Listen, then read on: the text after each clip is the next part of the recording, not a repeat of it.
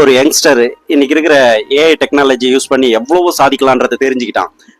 AI கிட்ட போயிட்டு நான் வெற்றிகரமா வாழணும், சாதிக்கணும், அதுக்கு என்ன பண்ணணும் அப்படின்னு சொல்லிட்டு ஏஐ கிட்ட கேட்குறான்.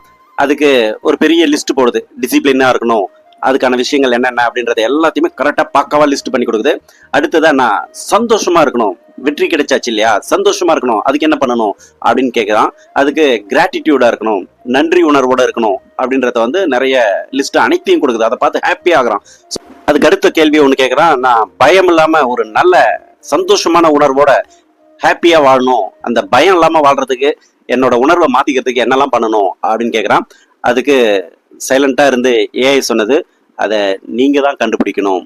ஏன்னா ஒழுக்கமா வாழ்றது, நன்றி உணர்வோட இருக்கிறது, அது எப்படி எல்லாம் டிப்ஸ் எல்லாமே கொடுக்கலாம். ஆனா ஒரு மனுஷனா உணர்வு ரீதியா ஒரு ஹோப்பா நம்பிக்கையா வாழணும்னா அது நீங்க தான் யோசிக்கணும் அப்படின்னு சொல்லுது. ஸோ நம்ம எவ்வளோதான் ஏஐ டெக்னாலஜி டிஜிட்டல் தொழில்நுட்பத்தில் வாழ்ந்தாலுமே கூட நம்ம உணர்வை எப்படி வச்சுக்கணுன்றதுக்கு நாம உள்ளுக்குள்ள ஒர்க் அவுட் பண்ணணும்.